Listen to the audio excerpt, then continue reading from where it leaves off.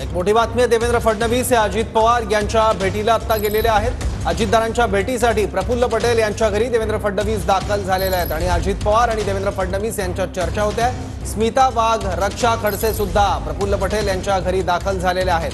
देवेंद्र फडणवीस आणि अजित पवार यांच्यात चर्चा होते आहे। एनडीएच्या बैठकीला देखील अजित पवार हे उपस्थित होते आणि आता प्रफुल्ल पटेल यांच्या निवासस्थानी अजितदादा यांची भेट घेण्यासाठी उपमुख्यमंत्री देवेंद्र फडणवीस हे दाखल झालेले आहेत। आणखी माहिती घेऊ आपले प्रतिनिधी अक्षय मंकणी आता आपल्यासोबत आहे। अक्षय, काय प्रयोजन या भेटीचं?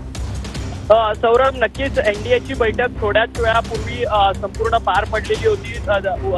पंतप्रधान होणार आहेत नरेंद्र मोदी त्यांनी देखील संपूर्ण संबोधित केलेलं होतं, परंतु देवेंद्र फडणवीस यांनी अलीकडच्या काळात एक वक्तव्य केलेलं होतं की मला या संपूर्ण सरकारमधनं मुक्त करा आणि मला पक्षासाठी काम करण्याची संधी द्या, अशी मी विनंती पक्षश्रेष्ठींकडे करणार आहे। संदर्भात देवेंद्र फडणवीस हे दिल्लीत आलेले होते। एनडीएच्या संपूर्ण घटक पक्षांच्या बैठकीला देखील सामील झाले आणि आता त्यानंतर उपमुख्यमंत्री अजित पवार हे जे प्रफुल्ल पटेल त्यांच्या घरी थांबलेले आहेत, तिथे उपमुख्यमंत्री देवेंद्र फडणवीस हे त्यांच्या भेटीसाठी दाखल झालेले असल्याचं पाहायला मिळतं। थोड्याच वेळात राज्याचे मुख्यमंत्री एकनाथ शिंदे हे देखील या संपूर्ण बैठकीत सामील होऊ शकतात अशी शक्यता आहे, कारण की मंत्रिमंडळ केंद्रीय मंत्रिमंडळामध्ये राज्यामधलं कोणाला संधी देण्यात यावी या सगळ्या संदर्भात देखील एक चर्चा जी आहे या संपूर्ण बैठकीमध्ये होऊ शकते। आणि त्याचसोबत राज्यामध्ये महायुतीची जी पिछेहाट आहे या सगळ्या संदर्भात देखील या तिन्ही प्रमुख नेत्यांच्या उपस्थितीत या सगळ्या संदर्भातली चर्चा देखील